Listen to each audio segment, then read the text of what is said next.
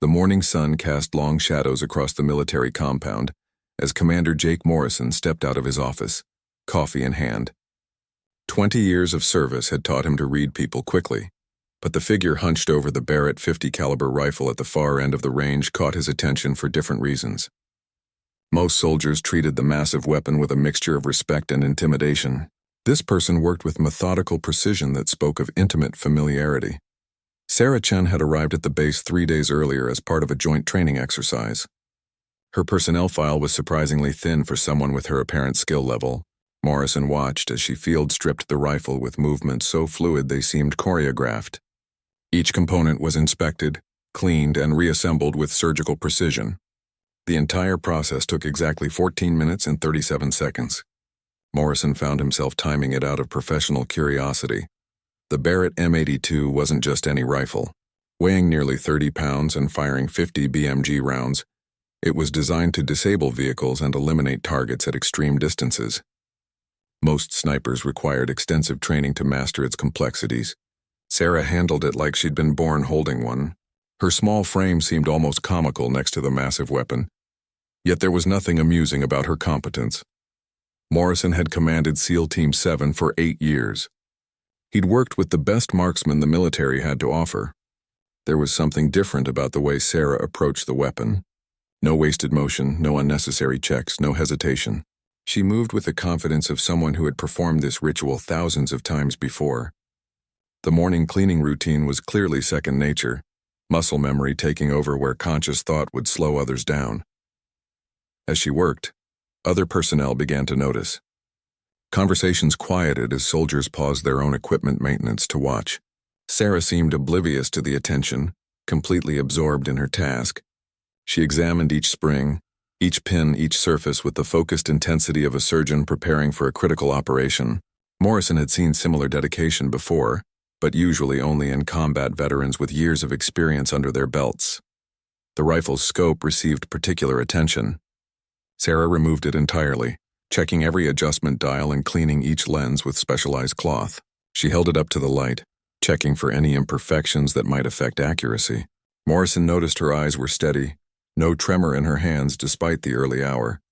Most people's hands shook slightly when handling such precise equipment, especially when they knew they were being observed. What impressed Morrison most was her silence. Many soldiers felt compelled to comment on their equipment, share stories, or seek approval from nearby personnel. Sarah worked in complete quiet, as if she were alone on the range. This suggested either supreme confidence or extensive field experience where unnecessary noise could prove fatal. Given her apparent age, Morrison suspected it was the latter. The final assembly process was equally impressive. Sarah reassembled the Barrett without consulting any manual or diagram. Her fingers found each component automatically, fitting pieces together with perfect timing.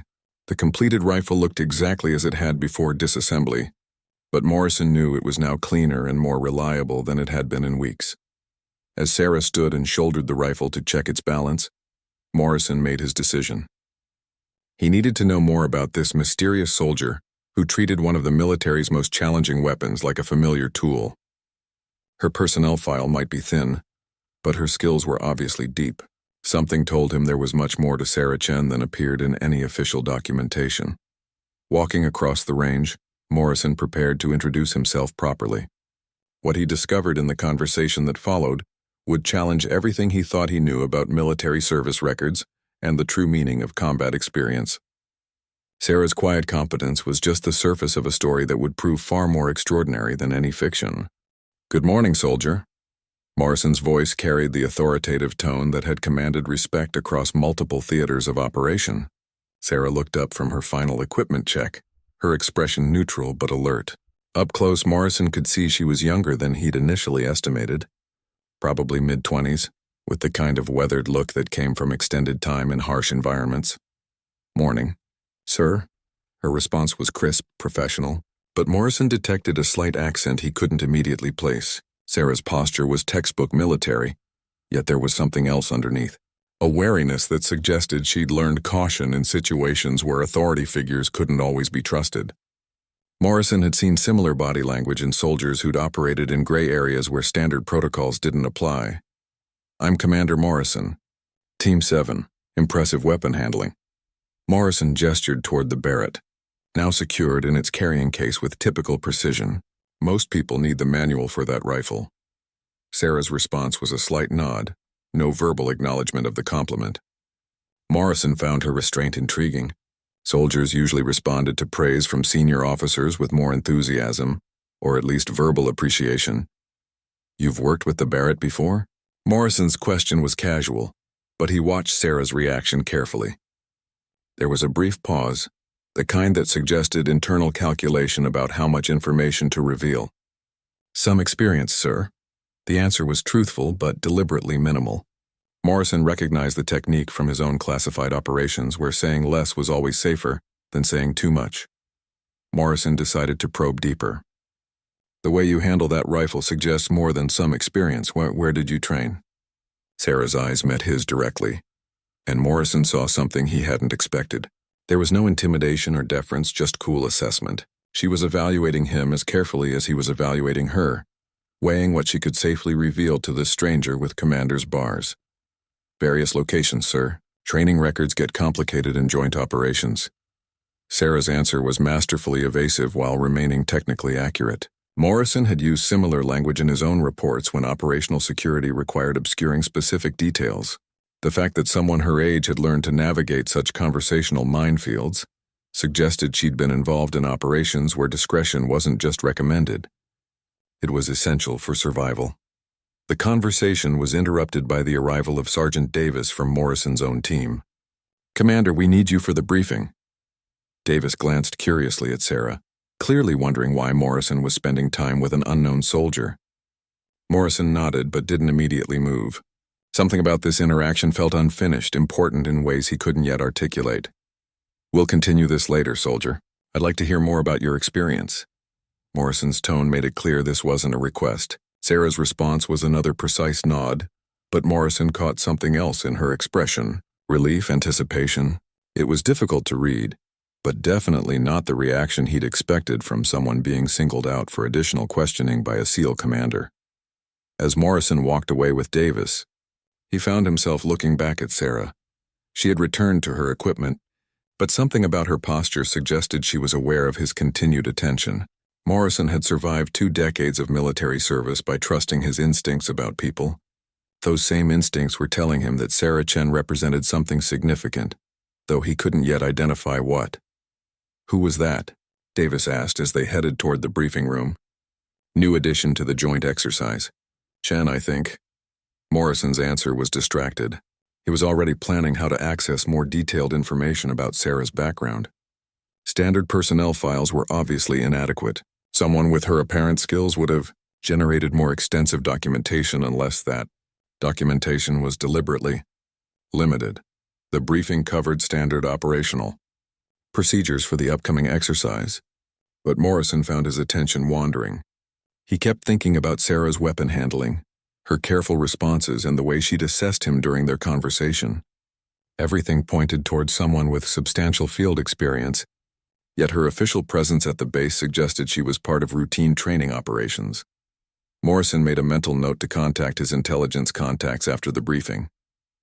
If Sarah Chen had the kind of background her skills suggested, there would be records somewhere. Finding them might require channels beyond standard military databases, but Morrison had maintained relationships throughout the intelligence community specifically for situations like this. Something told him the effort would be worthwhile. By the time the briefing concluded, Morrison had decided on his next move. He would arrange to observe Sarah during live fire exercises. Weapon maintenance skills were impressive, but actual shooting would reveal the true extent of her capabilities. Morrison suspected that what he discovered would be even more remarkable than her equipment handling had suggested. The live fire exercise began at 800 hours sharp.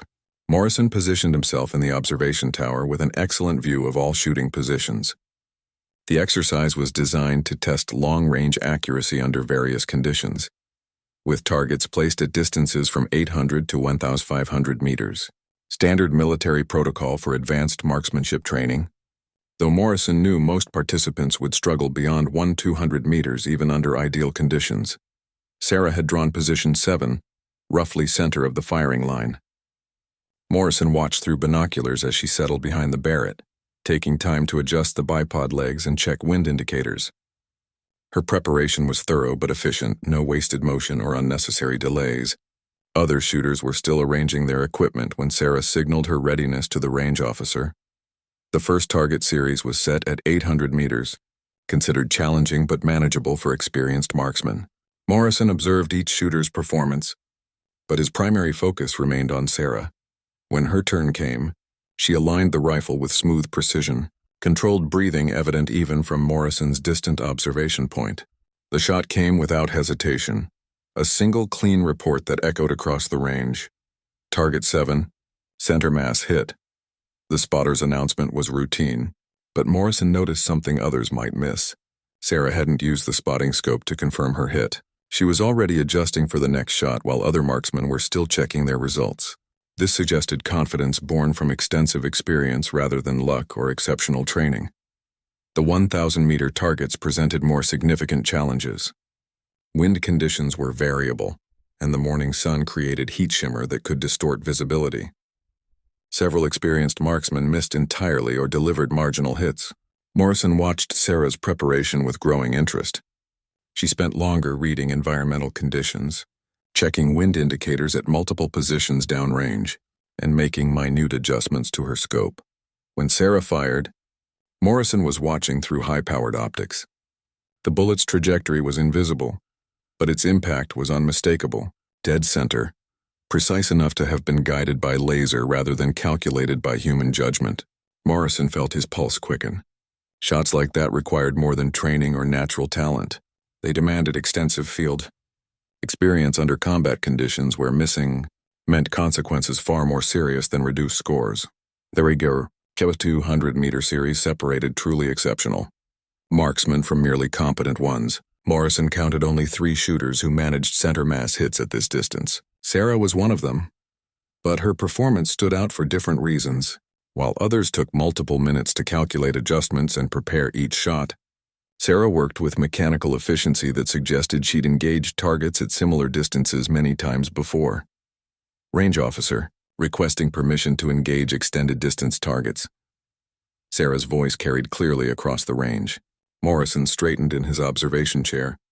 Extended distance targets weren't part of the standard exercise.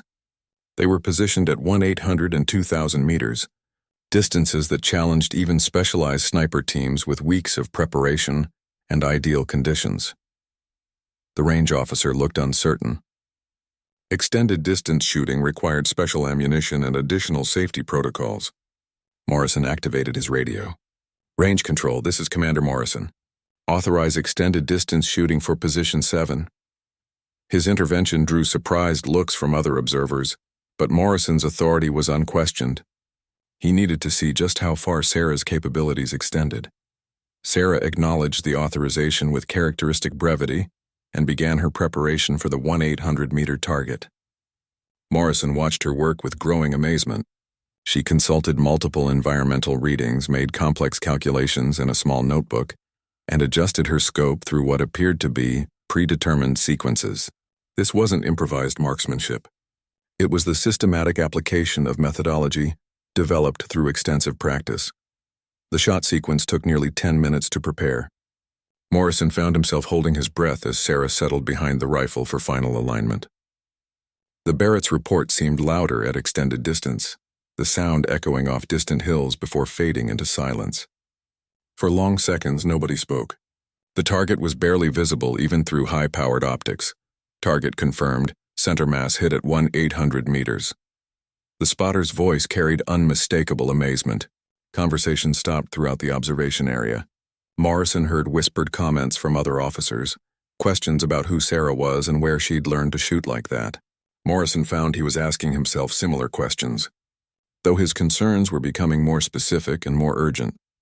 Sarah had already begun preparing for the 2,000-meter target when Morrison made his decision. He needed to know exactly who he was dealing with before this exercise went any further. Grabbing his radio, Morrison contacted his intelligence liaison. Priority request for detailed background check. Soldier designation Chen, Sarah, currently participating in Joint Exercise 7-7 Alpha. The response would take hours, but Morrison suspected the wait would be worthwhile. As Sarah aligned her rifle for what might be an impossible shot, Morrison realized he was witnessing something extraordinary. Soldiers didn't develop this level of precision through standard military training. Someone had invested serious time and resources in developing Sarah's capabilities, and Morrison was beginning to suspect he knew who that someone might be. The 2,000-meter shot seemed impossible under the conditions. Morrison calculated the variables himself: wind gusts up to 15 knots, temperature differential creating significant mirage effects, and a target barely larger than a dinner plate at that distance. Even with perfect equipment and ideal conditions, success would require extraordinary skill combined with considerable luck. Sarah appeared to be attempting it as routine procedure. Her preparation consumed nearly 20 minutes. Morrison watched her consult weather instruments, make detailed calculations, and adjust her rifle through sequences that suggested she was following established protocols rather than improvising solutions. This systematic approach indicated training far beyond standard military sniper programs. Someone had invested months, possibly years, in developing her long-range capabilities. Morrison's radio crackled with incoming intelligence updates. Preliminary background check complete. Limited information available through standard channels. Subject has security clearances that restrict access to detailed service records. Recommend direct contact with Defense Intelligence Agency for additional information. Morrison wasn't surprised. Soldiers with Sarah's apparent capabilities rarely had simple service histories. The shot preparation was almost complete. Sarah had made final scope adjustments and was settling into her final firing position. Morrison noticed other observers had gathered, drawn by word of the extraordinary shooting they were witnessing. Several senior officers had joined the observation deck, including Colonel Patterson from Base Command. Everyone seemed to sense they were watching something significant unfold. Sarah's breathing pattern slowed to the deep, controlled rhythm Morrison recognized from his own sniper training. At 2,000 meters, bullet flight time would exceed 2 seconds. Environmental conditions could change during that interval, making the shot even more challenging. Morrison found himself calculating the physics involved and concluding that success would border on miraculous under current conditions. The Barrett's report seemed to hang in the air longer than previous shots. Morrison tracked the sound's echo off distant hills while counting seconds until impact. 2.3 seconds, exactly what ballistics tables predicted for that distance. The silence that followed seemed to stretch indefinitely as spotters struggled to identify the bullet's impact point through their optics. Unable to confirm hit or miss at this distance, target requires physical inspection. The spotter's announcement was frustrated but understandable. Even with high-powered scopes, confirming hits at 2,000 meters presented significant challenges. Morrison made an immediate decision. Range control dispatch vehicle to inspect target 7-7 at 2,000 meters. Priority inspection requested. While they waited for target confirmation, Morrison approached Sarah's position. She was already securing her equipment with the same methodical precision she'd demonstrated throughout the exercise. Morrison noticed she showed no apparent concern about the shot's outcome, suggesting either supreme confidence or extensive experience with similar distances, where confirmation was routinely delayed. Interesting shot selection, soldier. Most marksmen wouldn't attempt 2,000 meters under these conditions.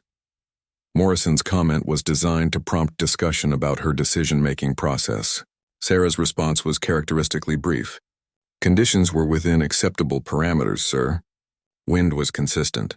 Visibility adequate. Her assessment was technically accurate but revealed sophisticated understanding of environmental factors that affected extreme-range shooting. Morrison pressed for more details. Those parameters suggest considerable experience with similar distances.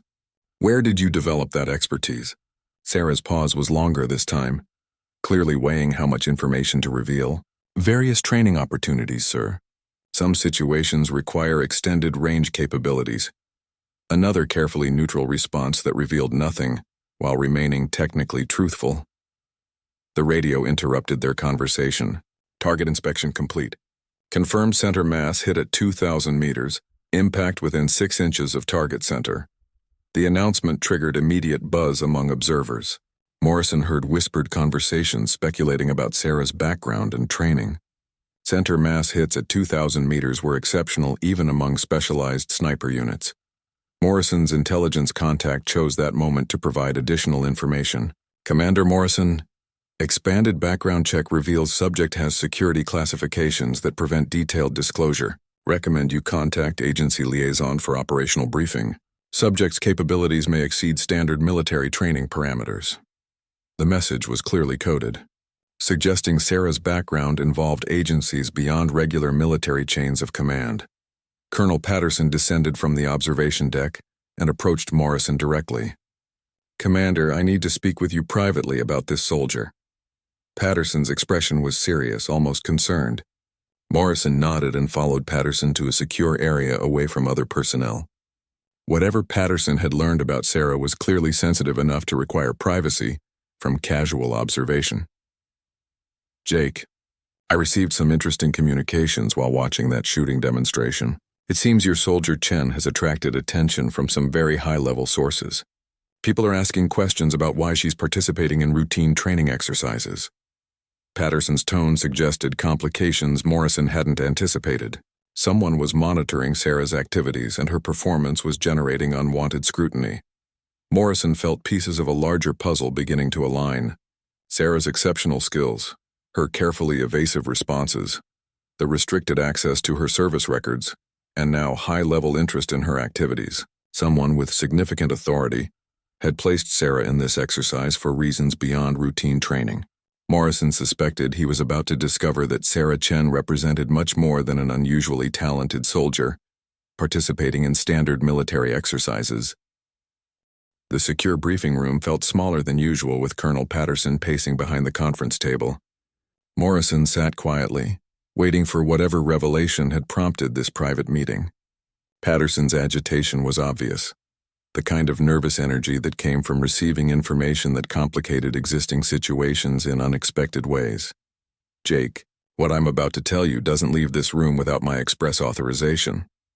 Patterson's tone carried the weight of serious consequences for security violations. Morrison nodded his understanding, though his curiosity was intensifying. Patterson activated the room's security protocols, ensuring their conversation couldn't be monitored or recorded through standard surveillance systems. "Your soldier Chen isn't just participating in routine training. She's here as part of a classified assessment program run jointly by Defense Intelligence and an agency whose name I can't mention in this context." Patterson paused, clearly choosing his words carefully. Morrison felt his understanding of the situation shifting dramatically. Sarah wasn't just an unusually skilled soldier. She was the subject of high-level evaluation by organizations that didn't conduct routine assessments. Patterson continued, "Her shooting performance today has generated immediate interest from people who measure success in ways most military personnel never consider." That 2,000-meter shot wasn't impressive training. It was a demonstration of capabilities that few people possess even after years of specialized development. Morrison began connecting implications he hadn't previously considered. Sarah's presence at the base wasn't coincidental or routine. "Sir, are you saying Chen is some kind of operative?" Morrison's question was direct, though he suspected the answer would be complicated. Patterson's response was measured. "I'm saying she's someone whose background involves activities that require very specific authorization to discuss.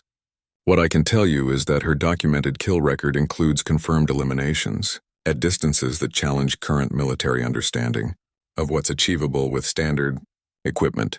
Morrison felt his perspective on Sarah's morning weapon cleaning ritual shifting. Those methodical movements weren't just the habits of someone trained to maintain equipment. They were the practiced routines of someone whose life had depended on weapon reliability in situations where equipment failure meant more than missed targets. Sarah handled the Barrett like someone who had used similar weapons in combat scenarios where precision wasn't just preferred, it was essential for survival. "How extensive is this kill record?" Morrison's question was professional, though he found himself genuinely curious about the scope of Sarah's operational experience. Patterson consulted notes he'd brought to the briefing. "Official records I'm authorized to discuss indicate confirmed eliminations at ranges extending to 3,247 meters. That shot was made under combat conditions in mountainous terrain, with significant environmental challenges." Morrison absorbed this information silently. 3,247 meters represented shooting at distances that pushed the absolute limits of what was theoretically possible with current technology. Success at such ranges required not just exceptional marksmanship skills, but sophisticated understanding of ballistics, meteorology, and environmental factors that few people ever mastered. Sarah had achieved this under combat stress, where missing could have fatal consequences for herself and others. Sir, if Chen has that level of capability, why is she participating in basic range exercises with conventional forces? Morrison's question addressed the obvious disconnect between Sarah's apparent background and her current assignment. Patterson's expression suggested this was exactly the right question to ask, though the answer would be complicated, because certain people want independent assessment of her current capabilities by personnel who aren't aware of her background. Your evaluation, based purely on observed performance, provides valuable data for future operational planning. Morrison realized he'd been unknowingly participating in a sophisticated assessment program designed to evaluate Sarah's skills without the bias that prior knowledge might introduce. Patterson leaned forward, his expression becoming more serious. Jake, what you've observed today represents just a sample of this soldier's capabilities. Her complete operational history includes missions in locations and circumstances that I can't discuss without clearances neither of us possesses. What I can say is that people at the highest levels of government consider her a strategic asset whose continued effectiveness is crucial for ongoing national security. Operations. Morrison found himself recalibrating everything he thought he understood about Sarah Chen. Her quiet competence, careful responses, and exceptional shooting weren't just the characteristics of an unusually talented soldier. They were the refined skills of someone who had operated in environments where such capabilities were essential tools for completing missions that conventional forces couldn't accomplish. Sir, what happens now? Does Chen continue with the exercise, or does she return to whatever organization actually employs her? Morrison's question reflected his growing understanding that Sarah's presence at the base was temporary and purpose-driven rather than routine assignment. Patterson's answer confirmed this assessment. That decision depends partly on your evaluation of her current operational readiness. People who authorize her missions need to know whether her skills remain at levels required for the kind of assignments she typically receives. Morrison realized his assessment would influence decisions about operations he would never know about, in locations he couldn't imagine, with consequences that extended far beyond routine military concerns. Patterson stood, indicating the briefing was concluding. Commander, I need your detailed assessment of Soldier Chen's demonstrated capabilities submitted through classified channels within 24 hours. Include your professional opinion about her readiness for immediate deployment in high-stress operational environments. Morrison understood he was being asked to help determine whether Sarah Chen was ready to return to whatever shadows she normally inhabited. Morrison spent the evening reviewing everything he'd observed about Sarah Chen, preparing his assessment for submission through channels he rarely accessed. His report would help determine whether someone with extraordinary capabilities returned to operations that pushed the boundaries of what individual soldiers could accomplish in modern warfare. The responsibility felt heavier than routine personnel evaluations. His analysis covered technical aspects of Sarah's shooting performance, but Morrison found himself focusing on subtler indicators of operational readiness. Her emotional control under observation, systematic approach to equipment maintenance, and casual competence with extreme range shooting suggested someone whose skills remained sharp despite whatever period of reduced activity had preceded this assessment exercise. Morrison's personal opinion was unambiguous. Sarah Chen represented the kind of strategic asset that military organizations spent years developing and deployed only when conventional approaches proved inadequate. Her demonstrated capabilities exceeded those of most specialized units, while her psychological stability under pressure suggested readiness for immediate operational assignment in high-stress environments. The next morning brought news that Sarah would be departing the base earlier than originally scheduled. Morrison found her completing final equipment inventory with the same methodical precision she'd demonstrated throughout her stay. He approached with his completed assessment secured in classified documentation that would soon disappear into intelligence channels he couldn't trace. Soldier Chen, I understand you're departing today. Morrison's comment was casual, though he found himself curious about her perspective on the assessment process she'd unknowingly participated in. Sarah's response maintained the professional neutrality she'd displayed throughout their interactions. Yes, sir. Orders came through this morning. New assignment requires immediate transition. Morrison decided to test the boundaries of what Sarah might reveal about her actual role. I hope the training exercise provided useful preparation for whatever challenges you'll be facing. Sarah's slight smile suggested she understood the subtext of his comment. Every training opportunity provides valuable experience, sir. Maintaining proficiency requires constant practice. The exchange felt like a conversation between professionals who understood each other's actual roles without explicit acknowledgement. Morrison suspected Sarah knew he'd been evaluating her capabilities for purposes beyond routine training assessment. Her responses suggested appreciation for his professional judgment while maintaining operational security about her true assignments. Commander, I wanted to thank you for facilitating the extended range shooting yesterday. Those distances provide important data for equipment performance evaluation. Sarah's gratitude seemed genuine, though Morrison suspected the real value of those shots extended far beyond equipment testing. Someone would analyze her performance metrics to calibrate expectations for missions, requiring similar precision under combat conditions. As Sarah prepared to leave, Morrison found himself wondering about the operations that would eventually utilize her extraordinary capabilities. Somewhere, strategic planners were developing missions that required someone who could deliver precise long-range fire under conditions that would challenge most specialized units. Sarah's assessment results would help determine whether those missions could proceed as originally conceived. Morrison watched Sarah load her equipment with characteristic efficiency. The Barrett case was secured with multiple locks, suggesting it contained more than standard military hardware. Her personal gear was minimal, consistent with someone accustomed to operating in environments where unnecessary equipment represented dangerous liability rather than helpful redundancy. Good luck with your new assignment, soldier. I suspect it will provide opportunities to use all of your considerable skills. Morrison's farewell carried acknowledgement of capabilities they'd never explicitly discussed. Sarah's response was equally coded. Thank you, sir. Some assignments require very specific preparation, but I believe I'm ready for whatever challenges develop. The transport vehicle arrived precisely on schedule, another indicator of the careful coordination surrounding Sarah's movements. As she departed, Morrison realized he might never know the outcomes of missions that would utilize her exceptional abilities.